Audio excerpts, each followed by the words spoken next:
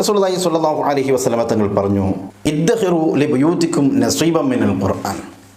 ഖുർആനിൽ നിന്ന് ഒരു അംശം നിങ്ങൾ വീട്ടിലിന് വേണ്ടി സൂക്ഷിച്ചു വെക്കണം എന്ന് പറഞ്ഞാൽ, പള്ളിയിൽ നിന്ന് നമ്മൾ ഖുർആൻ ഓതാറുണ്ട്, മറ്റു സ്ഥലങ്ങളിൽ നിന്നൊക്കെ ഖുർആൻ ഓതാറുണ്ട്, പക്ഷേ വീട്ടിൽ നിന്ന് ഖുർആൻ ഓതാറില്ലല്ലോ.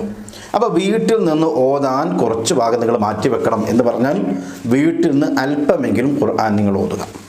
എന്തിനാ അങ്ങനെ ഓതുന്നത്? റസൂലുള്ളാഹി തങ്ങൾ പറഞ്ഞു, ഫഇന്നൽ ബൈത ഇദാ ഖുരിഅ ഫീഹി, ഒരു വീട്ടിൽ വെച്ച് ഖുർആൻ ഓതപ്പെട്ടാൽ, ഒരു വീട്ടിൽ നിന്ന് ഖുർആൻ ഓതിയാൽ, ഉനിസ അലാ അഹ്ലിഹി, ആ വീട്ടുകാർക്ക് നല്ല സമാധാനം ഉണ്ടാവും, നല്ല റാഹത്തുണ്ടാവും, നല്ല സന്തോഷമുണ്ടാവും. വീട്ടിൽ വെച്ച് കുറച്ചെങ്കിലും, അത് ഖുർആൻ മുഴുവൻ ഓതണമെന്നല്ല, അല്പമെങ്കിലും ഖുർആൻ നിത്യമായി വീട്ടിൽ നിന്ന് ഓതിയാൽ ആ വീട്ടിൻ്റെ ആളുകൾക്ക് നല്ല ഒരു ഈനാസ് ഉണ്ടാവും. വ കസുറ ഖൈറുഹു, ആ വീട്ടിൽ നന്മ വർദ്ധിക്കുമ്പോഴാണല്ലോ കിട്ടുന്ന ശമ്പളത്തുക മതിയാകുകയില്ല എന്ന് തോന്നിയ സ്ഥലങ്ങളിൽ കിട്ടുന്ന ശമ്പളം ബാക്കി വരികയാണ്. എല്ലാ കാര്യങ്ങളും കഴിഞ്ഞിട്ടും കുറച്ച് അവിടെ അംശിച്ച് വെക്കാൻ കഴിയുന്നു. നല്ലൊരു ഖൈർ, നല്ല നന്മ ആ വീട്ടിൽ വർദ്ധിച്ചുകൊണ്ടിരിക്കും. പ്രതീക്ഷിക്കാത്ത രൂപത്തിൽ ഒരുപാട് നന്മകൾ വീട്ടിലുണ്ടാവും. വക്കാന സുക്കാനുഹു മുഅ്മിനുൽ ജിന്ന്, റസൂലുള്ളാഹി പഠിപ്പിക്കാം, വക്കാന സുക്കാനുഹു മുഅ്മിനുൽ ജിന്ന്, ആ വീട്ടിൽ താമസിക്കുന്ന ആളുകൾ മുഅ്മിനീങ്ങളായ ജിന്നുകളാവും. ഖുർആൻ ഓതുന്ന വീട്ടിൽ താമസിക്കുന്ന ജിന്ന് അത് മുഅ്മിനായ ജിന്നായിരിക്കും. അപ്പോൾ മുഅ്മിനായ ജിന്നുള്ളത് കൊണ്ട് തന്നെ അവരുടെ ആ പ്രസൻറ്റ് നമുക്ക് ഗുണമാണ് ഉണ്ടാവുക, അവരുടെ പ്രാർത്ഥന നമുക്കാണ് ഉണ്ടാവുക. അപ്പോൾ അതുകൊണ്ട് നിങ്ങൾ അല്പമെങ്കിലും ഖുർആൻ ഓതുക.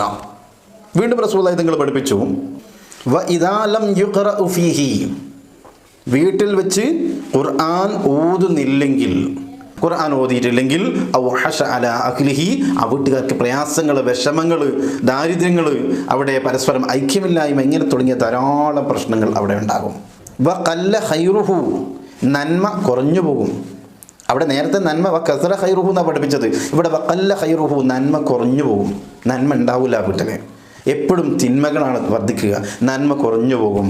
വകാന സുക്കാനുഹു കഫറത്തുൻ, അവിടെ താമസിക്കുന്ന ജിന്നുകൾ അവർ കാഫിരീങ്ങളായ ജിന്നുകളായിരിക്കും, നിഷേധികളായ ജിന്നുകളായിരിക്കും.